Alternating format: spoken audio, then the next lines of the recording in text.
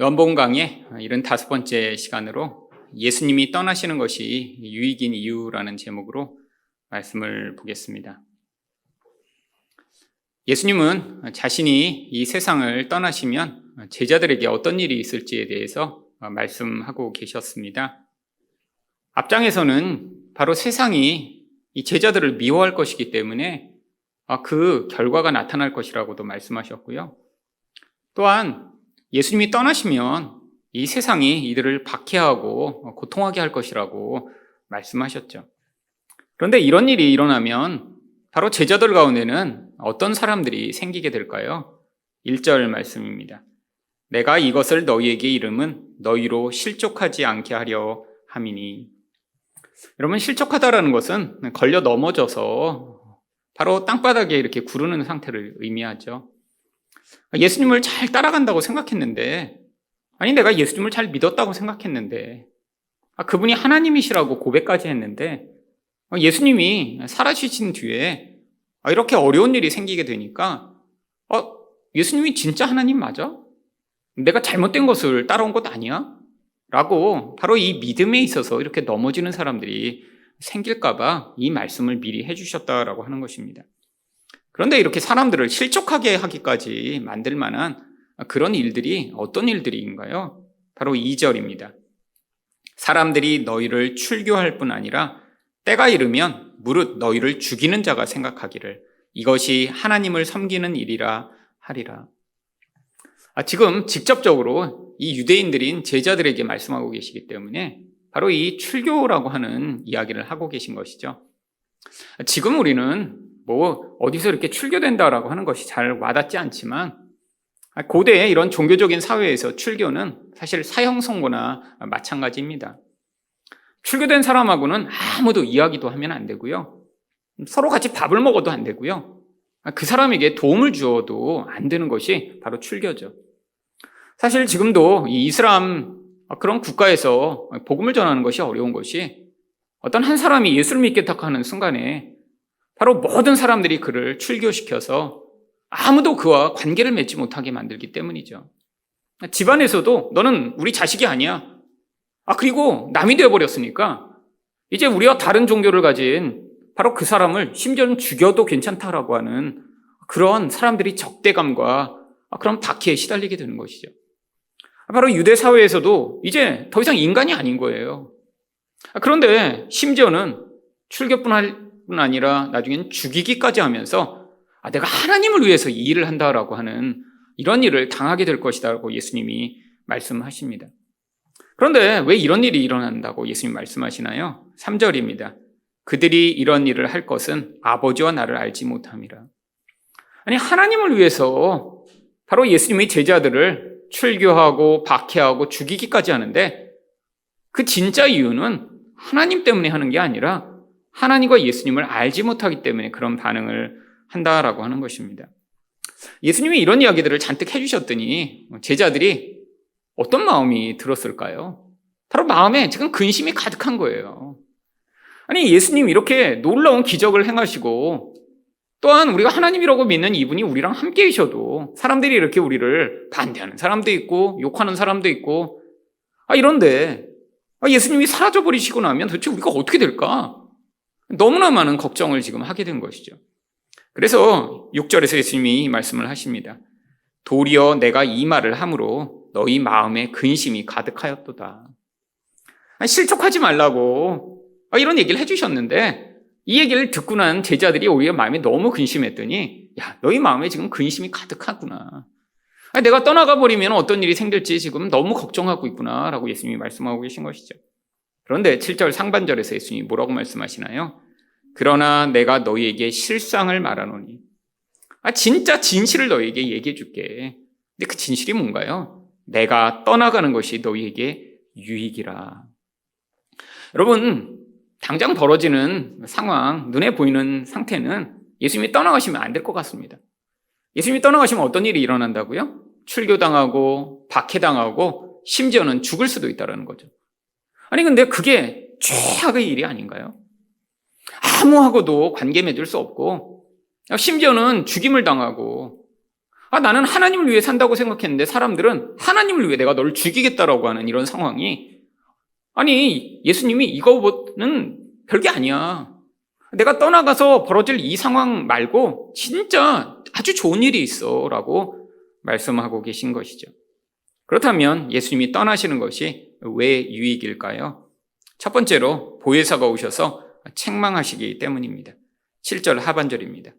내가 떠나가지 아니하면 보혜사가 너희에게로 오시지 아니할 것이요 가면 내가 그를 너희에게 보내리니. 여러분, 성경은 예수님을 보혜사라고 이야기를 합니다. 이 보혜사는 어떤 특정한 고유명사가 아니라 어떤 역할을 하는 그런 존재를 보혜사라고 하는 보통명사로 이야기하는 거죠. 보혜사의 뜻이 뭔가요? 원래 헬라어의 의미는 옆에서 조언해주는 사람이라고 하는 파라클레토스라고 하는 단어를 번역한 것입니다. 누가 문제가 생겼어요. 답을 알고 싶어요. 어떤 선택을 해야 돼요. 고민이 돼요. 그때 사람들은 다양한 종류의 전문가들을 찾아갑니다. 법에 대해서 고민이 생기면 누굴 찾아가야 할까요? 변호사를 찾아가면 조언해 주죠. 내 몸이 아프면 의사를 찾아가서 이런 상황인데 어떻게 해야 될까요? 조언을 구하잖아요. 그런데 인생의 문제 가운데 바로 예수님이 이제까지 제자들 옆에서 이게 정답이야, 이렇게 해야지 라고 말씀해 주시면 그들을 보혜사가 되어주셨던 것이죠. 그런데 예수님이 자신이 떠나가시면 어떻게 하시겠는데요? 또 다른 보혜사를 보내주시겠다고 약속하셨습니다. 그런데 예수님과 같이 있는 게 더 좋지 않나요? 아니죠. 예수님은 육신을 가지고 이 땅에 오셨기 때문에 여러 가지로 한계가 있으셨습니다. 아니, 예수님 자체, 그 본질 자체는 하나님이신데 우리와 같은 이런 육신을 가지고 오셨기 때문에 예수님도 주무실 때가 있었고요. 예수님도 모든 제자와 항상 함께 하실 수 없었죠. 그러니까 제자들이 예수님과 함께 하다가 예수님이 배를 타고 가는데 주무시는 동안에 폭풍을 당하니까 그들이 어떻게 할 수가 없는 상황이라 주무시는 예수님을 깨우며 주님, 우리가 죽게 됐는데 그냥 주무시겠어요? 라고 예수님을 깨워야 되는 상황이 벌어졌죠. 아니, 또 배를 타고 가는데 예수님이 또 그들과 함께 하시지 않았을 때 또 폭풍을 당합니다. 그러니까 제자들은 예수님도 없는데 폭풍을 당하니까 우리가 이제 죽게 되었구나라고 절망에 빠지기도 하죠. 바로 이게 세상에서 모든 사람과 예수님이 함께 계시지 못하는 그런 이유죠. 여러분, 만약에 지금도 예수님이 이 땅에 계시다면 여러분 몇 명이나 그 혜택을 받을 수 있을까요? 여러분, 세상에 예수님이 계신데 모든 곳에 계실 수 없잖아요. 그럼 우리가 예수님을 만나러 어디 이스라엘에 가야 하나요?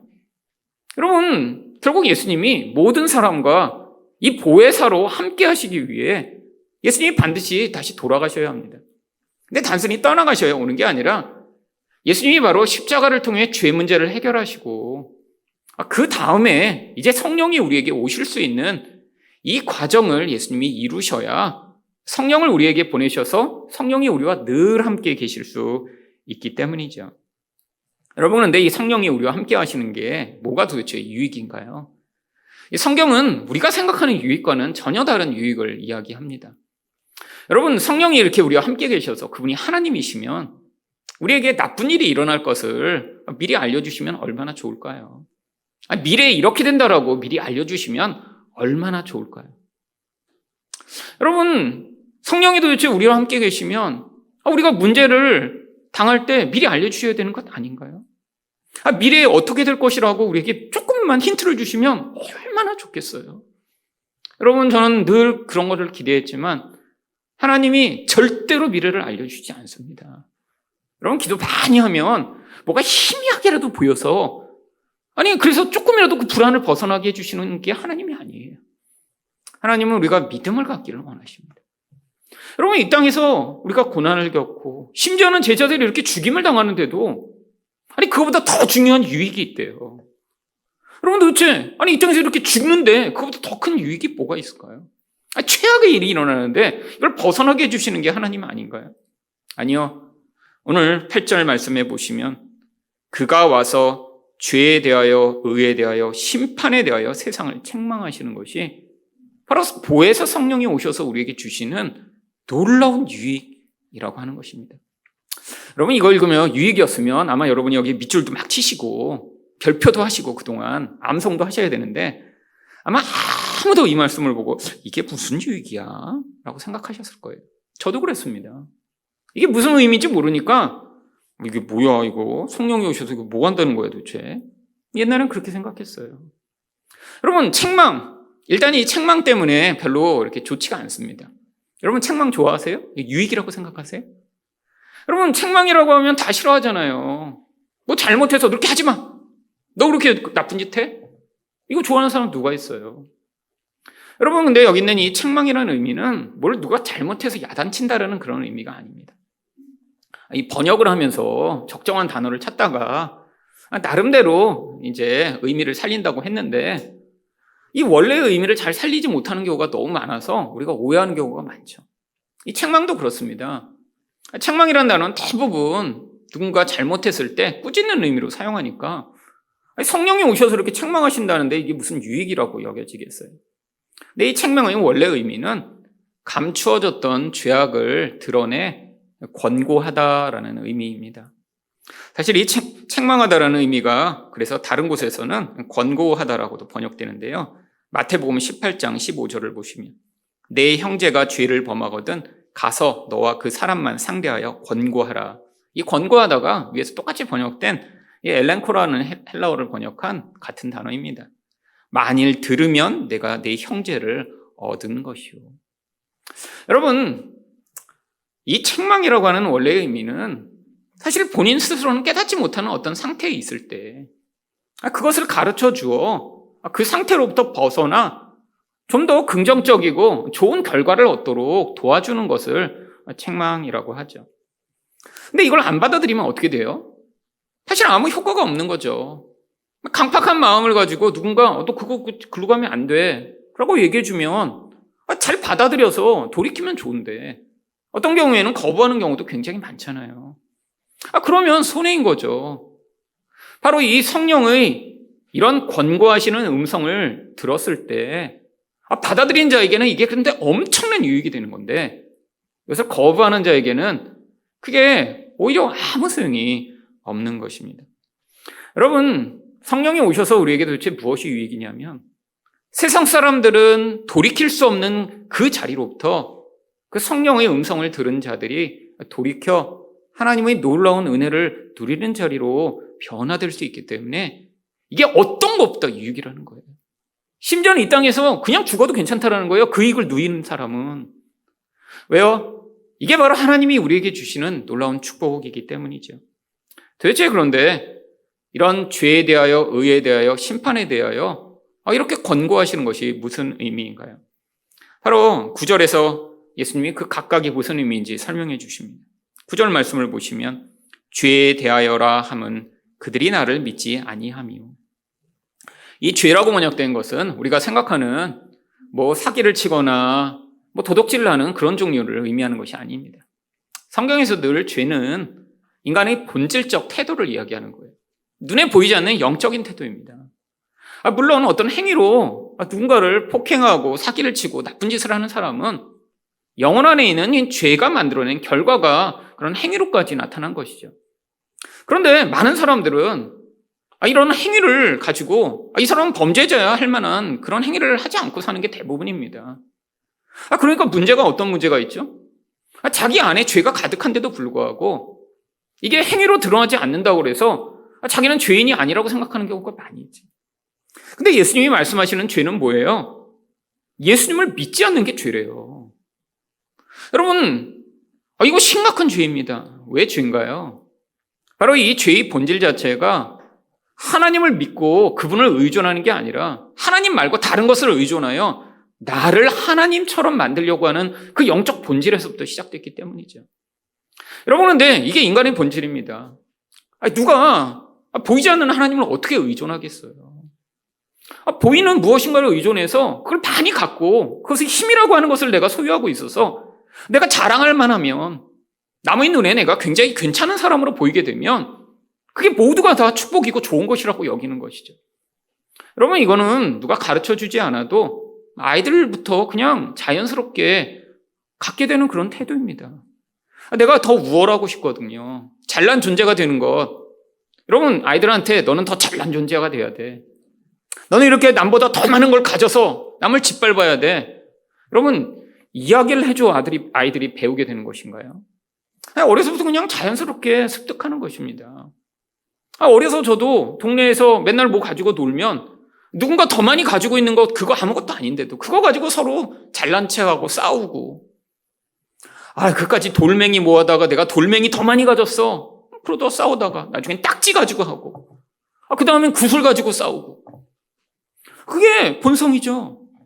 어른이 되면 어떻게 되나요? 이제 눈에 남들이 다 좋다라고 인정할 만한 그런 것들을 가지고 자기 힘을 삼죠. 근데 이게 하나님이 보실 때 가장 무서운 죄의 본질이라는 거예요. 여러분, 그런데 이것을 어떻게 깨닫나요? 살다 보니까 내가 이렇게 돈을 의존하고 나를 하나님처럼 만들려고 하는 게 죄였구나라고 인정하는 사람은 아무도 없습니다. 할 수가 없어요. 영적인 태도 자체를 우리가 어떻게 깨달아 그게 죄라고 인정하게 될까요? 바로 성령의 역사가 아니면 불가능하다라고 하는 것입니다. 여러분, 여기 계신 분이 내가 정말 하나님 말고 다른 것을 의존했구나. 우리 예수님을 믿었어야 되는데 내가 다른 것을 의존하고 믿고 살았구나라고 여러분이 깨달으셨다면 여러분은 바로 성령이 권고하시는 그 놀라운 은혜를 받은 분이신 거예요. 여러분, 은혜를 받지 못한 자는 아무리 누가 얘기를 해줘도 그게 아니라고 가르쳐도 절대로 받아들일 수 없습니다. 왜? 세상에선 눈에 보이는 그것만이 유일한 가치라고 여기고 살게 되기 때문이죠. 여러분 또한 의인은 무엇에 대한 권고의 말씀을 하시나요? 10절입니다. 의에 대하여라 함은 내가 아버지께로 가니 너희가 다시 나를 보지 못하며. 이 구절에는 약간 함축적인 의미가 담겨 있어서 약간 그냥 해석은 어렵습니다. 도대체 예수님이 아버지께로 가시고 제자들이 예수님을 보지 못하는 것과 의와 무슨 관계가 있나요? 원래 의라고 하는 본래의 의미는 하나님이 요구하시는 율법을 다 지켜서 하나님이 너는 완전하다라고 평가하시는 자격을 의라고 얘기합니다. 근데 하나님이 뭘 요구하시나요? 하나님을 완전히 사랑하고 이웃을 완전히 사랑하라고 그렇게 명령해 주셨잖아요. 그게 바로 의인 거예요. 근데 그것과 예수님이 하늘나라에 가시는 거하고 도대체 무슨 관계가 있죠? 여러분, 아주 깊은 관계가 있습니다. 앞에서도 잠깐 언급했지만 예수님이 자꾸 아버지께로 가신다라고 하는 것은 무엇을 내포하는 의미냐면 내가 십자가 사역을 마치고 완성한 뒤에 아버지께로 간다라고 하는 의미를 계속 내포하고 있습니다. 내가 가야 성령이 오신다는 것도 그래서 그런 의미인 거예요. 무조건 예수님이 가셔야 오신다는 게 아니라 내가 십자가에서 모든 사역을 마치고 떠나야 죄가 해결돼야 그래야 거룩한 성령이 오실 수 있어 라는 의미인 것처럼 내가 여기서 지금 아버지께로 가야 그래서 너희가 나를 다시 보지 못해야 그래야 이 죄 문제가 해결되기 때문에 바로 이 온전한 의인 내가 모든 의를 다 완성하여 너희가 하나님과 관계에 맺을 수 있도록 하는 이 의가 완성되는 거야. 근데 예수님의 의를 받아들이지 못하면 어떻게 되나요? 불의한 거죠. 근데 많은 사람들은 예수님의 의를 믿기보단 내가 괜찮은 존재야. 내게 큰 문제가 없어. 이 정도로 내가 살아가는데 우리 하나님도 나를 기쁘게 여기시고 복을 주시겠지라고 생각하는 사람들이 대부분이죠. 오히려 더 눈에 보이는 무슨 행위를 통해 이런 신의 축복과 은혜를 받아내려고 하는 사람들이 얼마나 많은가요? 근데 그게 아니라는 사실을 깨닫게 해주신다는 거예요. 여러분, 이것도 성령으로 말미암는 결과입니다. 여러분, 인간의 종교적 본성은 내가 만들어낸 내 행위로 그거에 적정한 보상을 얻어내기를 원합니다. 이게 기본적 종교적 본성이죠. 여러분, 그래도 교회 다니는 사람들은 그래도 은혜로 구원받는다는 건 계속 들어서 뭔가 아닌 것 같은데도 계속 뭘 하려고 그래요? 인간 안에 이 본성이 자꾸 뭘 만들어냅니까? 내가 한 것보다 그래도 하나님이 이렇게 했으니까 나에게 이런 복을 주셔야지라고 생각하니까 무슨 일이 벌어지죠? 내가 그동안 교회도 열심히 다니고 기도도 하고 헌금도 하고 봉사도 했는데 인생에서 문제가 발생하는 순간에 우리가 어떤 태도를 가지기 쉬운가요? 내가 이렇게 성실하게 열심히 다녔는데 왜 이런 나쁜 일이 일어나는데 하나님이 막아주시지 않지? 여러분, 이런 생각을 하는 사람들이 굉장히 많죠. 이게 바로 지금 의에 대해서 깨닫지 못하고 있는 거예요. 여러분, 우리가 여기서 조금 어떤 행위를 쌓으면 하나님이 이렇게 주의를 52번이나 빠지지 않고 열심히 나왔어? 그리고 하나님이 여기다 플러스 1점. 그럼 그런 거 없습니다. 그럼 우리 모든 하나님 앞에의 반응은 사실은 아무것도 아닌 거예요. 근데 하나님이 우리를 너무 괜찮은 존재야. 그러니까 내가 온전하다고 여겨줄게 라고 하는 유일한 가치는 바로 예수님의 의를 우리가 믿는 그 한 가지밖에 없습니다. 여러분, 다른 모든 것은 사실 인간의 이 본성이 만들어낸 결과죠. 종교적 행위를 통해서도 내가 이렇게 그래도 열심히 잘하고 있어. 이게 바로 유대인들이 열심히 행하던 그런 모든 율법이었죠. 근데 이게 아니라는 것을 깨닫게 된다는 거예요. 이게 바로 복음의 본질입니다. 하나님은 우리가 어떤 행위를 한다고 더 사랑하시거나, 아니 어떤 행위를 안 한다고 해서 우리를 미워하시는 그런 분이 아니세요. 하나님은 예수 그리스도를 통해서 우리를 일관되게 사랑하시는 분이신데, 여러분, 이게 바로 성령의 은혜를 받은 자만 이 복음을 받아들여 내가 이렇게 못나고 이렇게 부족해도 하나님이 여전히 나를 사랑하시는구나 라는 사실을 깨달아 우리 하나님의 은혜를 찬양하고 감사하게 되는 거죠. 여러분, 이 사실을 인생 가운데 깨달으셨다면 여러분이 똑똑하고 여러분이 굉장히 훌륭한 분이라 깨달으신 게 아니라 성령이 역사하신 것입니다. 내가 이런 자임에도 하나님이 나를 이렇게 사랑하셨구나라고 성령이 역사하셔서 깨달은, 그게 바로 놀라운 은혜죠. 여러분, 또 마지막으로 심판에 대해서는 11절에 얘기하십니다. 심판에 대하여라 함은 이 세상 임금이 심판을 받았습니다. 여러분, 이 세상은 마귀가 세상 사람들을 지배하고 통치하죠. 여러분, 그런데 영적 눈이 열린 자만, 성령이 오셔서 그 영혼 안에서 눈에 보이는 저 마귀적 영향력, 강력한 힘 아무것도 아니야. 이미 십자가로 말미암아 다 심판을 받았고 마지막 결국에 올 거야라고 그 사실을 받아들인 자만 어떻게 살 수 있나요? 이 세상을 따라 살지 아니하고 오직 예수를 믿는 믿음을 가지게 되죠. 여러분, 이게 전쟁이 벌어지면 꼭 무슨 일이 있습니까? 결국에 어떻게 될지 몰라서 이쪽에 붙었다 저쪽에 붙었다는 사람들이 굉장히 많이 있잖아요.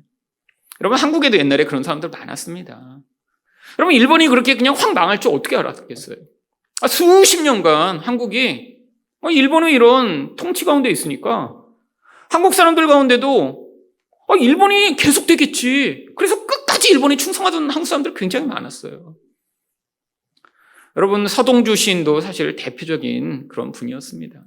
엄청나게 친일하는 시도 많이 쓰셨거든요. 나중에 제자가 물어봤어요. 아니, 왜 그렇게 훌륭한 분이 이렇게 일본을 찬양하고 그런 정말 친일 행위를 하셨냐고. 근데 서정주 시인이 뭐라고 하셨는 줄 아세요? 아니, 일본이 그렇게 망할 줄 내가 몰랐지. 알았으면 절대 안 했는데, 내가 평생 그렇게 일본제 안에 살다 보니까 그렇게 망할 줄 모르고 그렇게 했지. 여러분, 얼마나 많은 사람들이 그렇게 살고 있나요? 여러분, 지금 똑같다라는 거예요. 여러분, 세상은 마귀가 사람들을 지금 속이고 있습니다.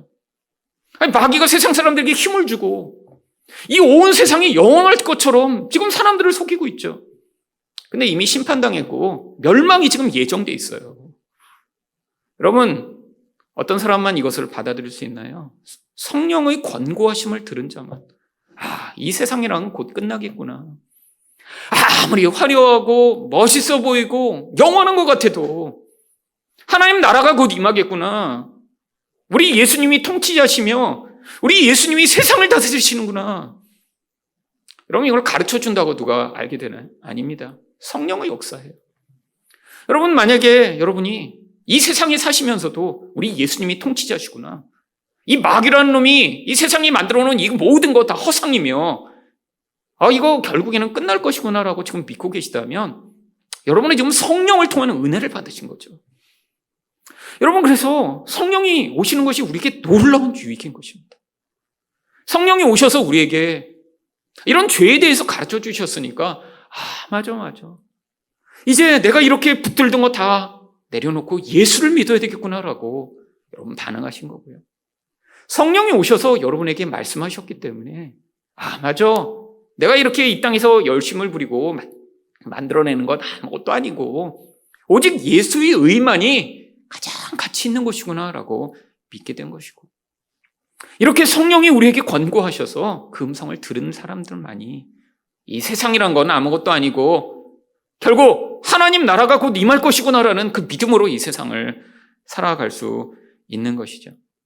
여러분, 이게 놀라운 유익입니다. 이걸 가진 자는 뭘 가졌다고 하죠? 믿음을 가지게 된 거죠. 그러니까 그들에겐 뭐가 약속돼 있어요? 여러분, 심지어는 죽임을 당해도 괜찮다라는 거예요. 하나님 나라가 그 믿음 안에서 이젠 그 존재를 영원하게 하나님과 함께 할 수 있게 만들었기 때문에 이 땅에서 가장 최악이라고 생각되는 그런 죽임을 당하는 상황에 처해도 오히려 그 영원에서 하나님이 만들어내신 그 놀라운 믿음의 결과가 이 땅의 죽음보다 더 놀랍게 우리에게 결과로 남게 되는 것이죠. 근데 이것들을 깨닫지 못하면 어떻게 되나요? 결국 예수 말고 죽을 때까지 다른 것 믿고 의지하며 삽니다. 여러분, 그래서 그 다른 거 믿었더니 그랬더니 우리에게 평안과 안식과 은혜가 찾아오나요? 여러분, 지난 몇 년만을 보더라도 얼마나 이 세상이 요동하는지 우리는 잘 알 수 있습니다. 여러분, 이 코로나 때 얼마나 막 주식도 오르고 막 코인 오르고 막 집값 오르고 모두 그때 그렇게 생각했잖아요. 야, 이거 언제까지 이렇게 오를까? 근데 대부분 돈이 없는 사람들은 뭐 주식도 없고 코인도 없고 뭐 집도 없는 사람은 상대적 박탈감을 느끼죠. 대부분 그렇게 살았잖아요. 근데 그게 바람처럼 또 지나가 버렸죠. 그렇게 오르던 집이 지금 어떻게 되나요? 또 언제까지 떨어질지 모를 대로 지금 폭락하고 있습니다. 여러분, 그 집에 인생을 다 걸던 사람들은 어떻게 됐어요? 지금 너무 황당한 상태죠. 여러분, 지금 인생이 무너지는 상태 앞에 지금 처했죠. 여러분, 그렇게 하늘로 치솟는 것처럼 오르던 주식들 다 어떻게 됐나요? 지금 다 반토막 났다고 그러더라고요. 1,000만 원 넣었으면 500만 원 된 거예요. 500만 원이라서 남아있으면 감사한 거죠. 여러분, 코인에 넣은 사람들은 지금 빵원이 된 사람도 지금 수없이 많습니다. 성경이 이야기했잖아요. 바람에 나는 겨와 같도다. 여러분, 바람에 나는 겨의 본질이 뭐죠? 바람이 불면 하늘 꼭대기까지 올라갑니다. 그래서 하늘을 헤엄치며 내가 세상에서 제일 높아. 바람이 멈추면요, 땅에 떨어져 쓰레기처럼 굴러다니게 되죠. 생명이 없는 사람들이 그렇게 사는 거예요. 눈에 보이지 않는 하나님이 우리 인생의 근원이 되셔야 되는데 눈에 보이는 무엇인가를 의존해서 살아가다가는 세상이 바람이 불면 하늘까지 올라갔는데 그 때를 놓치면 또 바닥에 떨어져 쓰레기처럼 굴러가며 자기 인생을 탓하고 남을 탓하며, 여러분, 이런 비참한 인생을 살아가는 사람들이 바로 세상에서 축복받은 사람들이 아니라 이 사람들이 진짜 불쌍한 사람들이죠. 여러분, 그래서 성령이 오셔서 그 권고를 들어. 예수님을 믿어야겠구나. 참 의인은 내가 만들어내는 어떤 행위가 아니라 우리 예수님이 십자가로 이루신 것이구나. 이 세상의 통치자처럼 보이는 마귀는 이미 심판을 당했고 우리 예수님이 온 세상을 다스리는 분이구나라는 사실을 여러분이 지금 믿으신다면 여러분은 어떤 사람보다 가장 큰 유익을 누리는 축복된 분이신 것입니다. 두 번째로, 예수님이 떠나시는 것이 왜 유익일까요? 성령이 모든 진리 가운데로 인도하시기 때문입니다. 12절 말씀입니다. 내가 아직도 너희에게 이를 것이 많으나 지금은 너희가 감당하지 못하리라. 여러분, 예수님이 모든 것을 다 알려줄 수는 없죠. 왜? 알려주시면 사실 제자들 가운데 예수님 이 말을 다 듣고 앞으로 벌어질 일을 뭐로 안다고 해서 그게 큰 유익이 되는 건 아니거든요. 우리 인생도 그렇습니다. 여러분, 제자들이 앞으로 겪을 일은 어디에 기록되어 있죠? 사도행전에 다 기록되어 있어요. 사도행전에 근데 무슨 일이 일어났나요? 제자들이 성령을 받고 은혜를 받기 전에 그 사실을 알게 됐으면 사실은 하기 싫은 일들이 엄청 많습니다. 대부분 어떤 일이에요? 진짜로 예수님이 제자들 가운데 순교당하고요, 감옥에 갇히고요, 매맞고요, 이런 일들이 계속 벌어지잖아요, 사도행전에. 근데 그와 동시에 또 어떤 일들이 벌어지나요? 성령이 임하셨더니 이런 사내들이 공유라고 하는, 그들을 죽이겠다고 하는 그런 종교 지도자들 앞에 끌려가서 거기서 담대하게 예수를 선포합니다. 여러분, 옥에 갇혔는데 찬양하며 기도하며 하나님을 찬양할 때 옥문이 열리는 놀라운 은혜가 나타나고, 여러분, 이중적이죠. 박해는 심해지는데 그 박해와 함께 하나님의 역사가 강력해지는 이 모든 일들. 근데 이거 미리 알려주시면 어떻게 되겠어요? 어떤 사람들은 박해가 있다고? 여러분, 감당할 수 없죠. 그러니까 그때 하나님이 필요한 일은 알려주시겠지만 지금 내가 미리 얘기해 주는 건 성령이 오실 거야. 그분이 너에게 모든 필요한 말씀을 해주실 거야. 이것만 미리 알려주시겠다는 거예요. 성령이 오셔서 그래서 하시는 가장 중요한 일이 13절 상반절입니다. 그러나 진리의 성령이 오시면 그가 너희를 모든 진리 가운데로 인도하시리니. 여러분, 왜 여기서 모든 진리 가운데 인도하신다라고 얘기를 했을까요? 여러분, 세상에 너무나 많은 거짓말들 속에서 이 진리를 분별해 가는 것이 너무 어렵기 때문입니다. 여러분이 여기서 얘기하는 이 진리와 반대되는 거짓말은 누군가 밥 먹었어요? 그러면 안 먹었는데도 그냥 먹었어요 하는 그런 종류의 거짓말이 아니에요. 누군가 예쁜 옷 산 다음에 물어보는데 별로 안 예뻐. 근데 대부분 뭐라고 그래요? 예쁘다고 하죠. 정상적인 사람이라면. 그런 거짓말 얘기하는 거 아니에요. 여기서 이 거짓말은 진리를 반대하는 마귀가 만들어내는 거짓말을 이야기하는 것입니다. 여러분, 그래서 요한복음 8장 44절에 너희는 너희 아비 마귀에게서 났으니, 이 너희는 세상 사람들 얘기하지. 너희 마귀의 욕심대로 너희도 행하고자 하느니라. 그는 처음부터 살인한 자여 진리가 그 속에 없으므로 진리에 서지 못하고 거짓을 말할 때마다 제 것으로 말하나니 이는 그가 거짓말쟁이요 거짓의 아비가 되었습니다. 여러분, 진리와 반대되는 이 거짓은 마귀의 속성입니다. 근데 성경이 얘기하는 진리는 무엇인가요? 하나님께 이를 수 있는 길인 예수 그리스도를 진리라고 얘기하죠. 여러분, 우리가 이미 다 배웠지만 요한복음 14장 6절에서 예수께서 이르시되 곧 내가 길이요 진리요 생명이니 나로 말미암지 않고는 아버지께로 올 자가 없느니라. 여러분, 우리 하나님께 가야 우리가 살아요. 유일한 소망의 길입니다. 근데 마귀가 무엇을 한다고요? 그 진리의 길을 걷지 못하도록 끊임없이 거짓말을 만들어내서 사람들이 거짓말 가운데 속아 아버지께로 갈 수 없도록 만든다는 거예요. 이게 거짓말입니다. 세상 사람들이 그래서 이게 예수 말고 우리가 믿어야 될 진짜라는 이거 다 거짓말이라는 거예요. 여러분, 세상은 마귀가 만들어낸 이 거짓말에 사람들이 속아서 살아가고 있죠. 여러분, 나중에 근데 시간이 지나면 결국은 알게 돼요. 여러분, 나중에 죽을 때 내가 그때 그냥 돈을 그냥 정말 해갖고 그냥 한 10억 원만 더 모았어야 되는데 그러면 죽는 사람이 몇 명이나 있을까요? 그때 그놈의 자식 그냥 내가 그냥 확 밟아줘서 아무도 나한테 까불지 못하게 만들었어야 되는데 이러고 죽는 사람 누가 있을까요? 여러분, 죽음 앞에선 사실 다 정직해야 됩니다. 인생에서 얼마나 더 많이 벌었냐, 얼마나 내가 내 힘을 과시했냐, 얼마나 더 높은 자리에 섰었냐, 여러분, 죽음 앞에서는 아무것도 아니에요.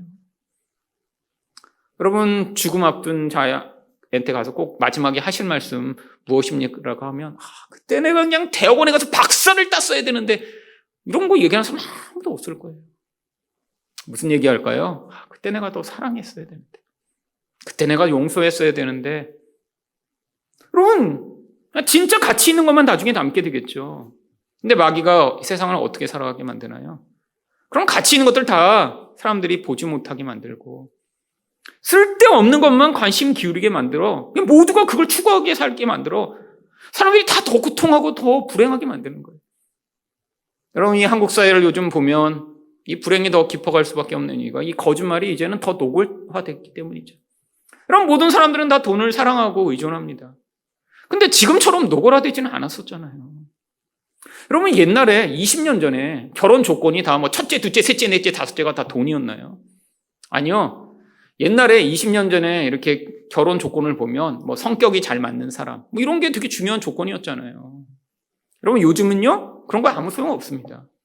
첫 번째 아파트, 두 번째 좋은 직장, 세 번째 심지어는 아버지가 부자, 내 돈도 아니어도 나중에 유산까지도 물려받아서 내 미래를 견고하게 만드는 사람이어야 내가 결혼 대상자로 생각하겠다는 거죠. 여러분, 이게 마귀의 거짓말이에요. 여러분, 결혼해 보시니까 돈이 더 많다고 더 행복해지나요? 인생을 살아보시니까 돈은 필요합니다. 하지만 그것만이 마치 유일한 우리의 의존이며 전부인 것처럼 가르치는 이 물질주의적 사회. 그래서 사람들이 다 돈에 미쳐버리도록 만드는 이게 마귀의 거짓말이죠. 여러분, 세상은 다 이 거짓말에 속아 살아가죠. 그런데 바로 진리 성령이 오시면 우리에게 진리를 가르쳐 주십니다. 아니, 세상 사람들이 진짜 중요하다고 하는 것보다 더 중요한 게 무엇인가 가르쳐 주시고요. 그러니까 더 중요한 걸 위해 덜 중요한 걸 내려놓고 심지어는 포기하고 어떤 때는 그 중요한 것을 위해 내 인생을 더 헌신해 살아갈 수 있는 사람들을 만들어내시는 거죠. 이게 바로 제자들의 모습 아닌가요? 여러분, 제자들이 자기 생명이 중요했으면, 돈이 중요했으면, 자기 명예와 인기가 중요했으면 사도행전처럼 살지 못했을 거예요. 근데 그들이 박해받고 옥에 갇히고 심지어는 자기 재산을 팔아 나누면서 살 수 있었던 그 이유가 무엇이었나요? 바로 진리의 성령이 오셔서 그들을 진리 가운데로 인도하셨기 때문이죠. 여러분, 이게 바로 성령이 하시는 일입니다. 그래서 그가 우리에게 무엇을 말씀해 주시나요? 13절 하반절입니다. 그가 스스로 말하지 않고 오직 들은 것을 말하며 장래일을 너희에게 알리시리라. 여러분, 이 장래일, 이 미래가 바로 하나님 나라에 대한 미래인 거예요. 여러분, 이걸 가지고 너무나 많은 사람들이 사기를 쳐왔습니다. 자기는 성령이 충만하고 기도를 많이 하기 때문에 기도하면 미래가 보인대요. 장래일이 보인대요. 여러분, 다 사기고 거짓말입니다. 하나님은 우리에게 믿음을 요구하시죠. 개인적으로 미래에 10년 후에 어떻게 될지, 20년 후에 어떻게 될지 우리가 듣고 싶어하는 이런 점쟁이들처럼 성령이 우리의 미래를 알려주시지 않아요. 이 장래일은 이 진리 가운데로 인도된 우리의 미래가 어떻게 될지 우리에게 확신을 주신 거예요. 세상 사람들은 다 그렇게 살아가지 않는데 이 진리의 음성을 듣고 살았더니 우리 미래가 견고하며 지금 불안하고 지금 초조하고 지금 뭐가 안 되는 것 같아서 걱정돼도 하나님이 우리 인생의 미래를 책임지고 계시다라는 그 확신을 우리에게 주시는 분이 성령이시라는 거죠. 여러분, 우리는 늘 싸워갑니다. 저도 제 미래가 이렇게 될 줄 알았으면 20대 때, 30대 때 그렇게 불안해하고 그렇게 고통하고 그렇게 울지 않았을 텐데. 믿음이 없었던 거죠. 근데 그렇게 믿음 없는 자에게 하나님이 인생이라는 과정을 통해 말씀을 통해 끊임없이 말씀하셔서 그래서 살다 보니까 지금 보니까 그때도 말씀하셨는데 내가 얼마나 못 믿었던가. 지금은 돌아보며 그때 좀 내가 더 믿음을 가졌을까. 근데 어쩔 수 없었던 것 같아요. 말씀을 들으면 내 안에서 내 본질로 원래 살아가던 그 본질이 벗어나 하나님의 말씀을 믿게 되기까지 이런 긴 시간, 이런 고난의 과정이 필요했던 것이죠. 여러분, 지금은 무슨 음성을 듣고 계신가요? 여러분, 우리는 우리 인생을 스스로 절대로 우리 미래를 알 수 없습니다. 그러니까 불안한 거죠. 여러분, 10년 후가 어떻게 될지 명확히 아신다면 지금 얼마나 다 자유롭겠어요. 근데 그게 정말 축복일까요? 이런 불안한 가운데 우리는 하나님을 의존하는 법을 배워가게 되고 내가 계획하고 내 인생을 살아가는 그 모든 것들을 내려놓는 법을 배워가며 사실 하나님이 요구하시는 예수를 믿는 믿음을 배워나가는 것입니다. 근데 그 확신이 우리에게 주어져 있는 거예요. 여러분, 이곳에 오셔서 바로 그 확신의 말씀을 듣고 가시는 거예요. 여러분, 혼자서는 생각을 많이 하고 고민을 많이 하면 점점 불안해집니다. 우리는 다 내가 가지고 있는 내 한계 내에서 내 미래를 끊임없이 꿈꾸고 생각하거든요. 여러분, 그러면 다 답이 나오시나요? 내가 내 미래를 이렇게 계획했더니 나는 10년 후에 이런 인생을 살며 20년 후에는 이렇게 될 것이며 30년 후에는 이렇게 되겠지? 여러분, 생각하면 생각할수록 문제가 많고 더 불안해지고 더 혼란에 빠지게 되는 것이 우리들이죠. 그래서 성령의 음성을 들으셔야 합니다. 진리 가운데 임하신 성령이 우리에게 뭐라고 말씀하시나요? 너는 내 인도하신 가운데 있고 내가 너희 미래를 책임질 것이며 하나님 나라 안에서 우리 인생이 완전하다라고 말씀해 주시니까 이 땅 가운데 우리가 계획하지 않고 우리 미래를 예측하지 아니하며 하나님의 뜻 안에 우리가 살 수 있는 것이죠. 마지막으로 성령이 우리에게 무엇을 알리시나요? 14절입니다. 그가 내 영광을 나타내리니 내 것을 가지고 너희에게 알리시겠습니다. 예수님의 영광을 우리에게 가르쳐 주시겠대요. 이 영광이 무엇인가요? 결국에는 우리 인생을 통해 우리가 어떻게 예수님과 같은 모습을 세상에 드러낼까를 우리에게 가르쳐 주심으로 참 진리가 만들어내는 그 놀라운 결과가 얼마나 영광스러운지를 우리에게 보여주시겠다는 거죠. 여러분, 이게 전혀 다른 유익입니다. 세상 사람들은 예수님 안 믿고 자기 영광 드러내려고 살다가 결국 더 불행해져요. 왜? 마귀의 통치 안에서 벗어나지 못한 인생을 사니까. 근데 성령이 오셔서 우리에게 말씀하시는 음성을 들어 그 권고하신 가운데 예수를 믿은 자들을 이 땅에서 환난이 있고 어려움이 있더라도 바로 예수의 영광을 드러내는 그 자리에 서서 무엇보다 놀라운 하나님이 주시는 그 복과 유익을 누리며 사시게 되는 것입니다. 세상에서 이런 예수의 영광 드러내며 성령의 놀라운 축복을 누리시는 여러분 되시기를 축원드립니다.